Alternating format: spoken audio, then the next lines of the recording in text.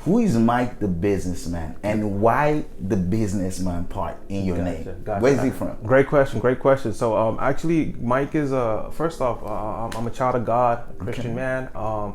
Next, also, I'm a husband. I'm a husband to a beautiful wife, Marie. Yep. I'm a dad. I've got 2 girls. I'm a girl dad. I've got a 14-year-old and I got a 10-year-old daughter. About pressure. Yes, sir. Tell me about it, right? And then it just, the businessman part of it goes back to my upbringing, right? I grew up in a family, and you know, I'm Nigerian American, born in Greenville, Texas, but to Nigerian parents.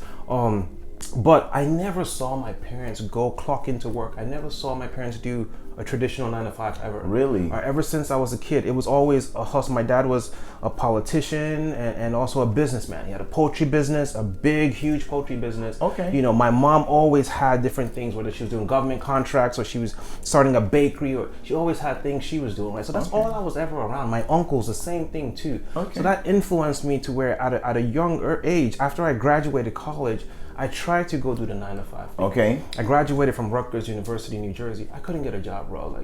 So I had some boys here in Dallas, Texas, selling auto insurance. Okay. So they put me on the game.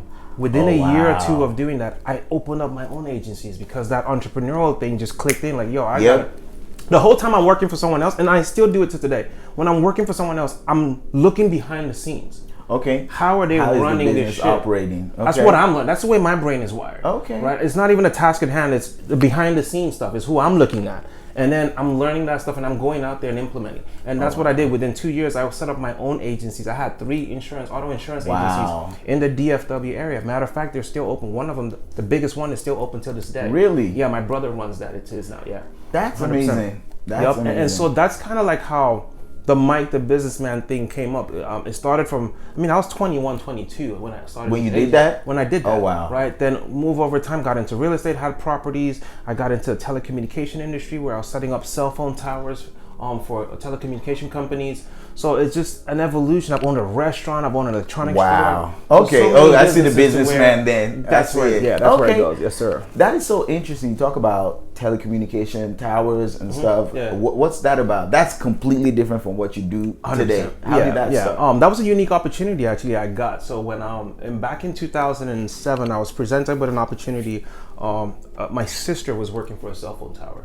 Right, a cell phone company called Visaphone in Nigeria. Oh, okay, okay. I was here in Farmers Branch. Well, I was in Carrollton, Texas at the time. Okay. So when she got that job, we were just brainstorming, and we noticed that Visaphone was trying to expand their coverage in Nigeria. So they needed to acquire cell phone towers all over the country, and they were having issues where they would put towers places and thieves would go vandalize the towers. The BTS. Right, so it was a problem she was complaining about. So we brainstormed like, hey, how about we go meet the police, offer to put these towers in the police stations. All right, you're in Visaphone. I pitch it to you guys. If you guys like it, I'll go close it. I will go travel the entire country and go find these locations. Find every single police station that's safe where you guys can put your towers. Okay, and I'll market it to you guys.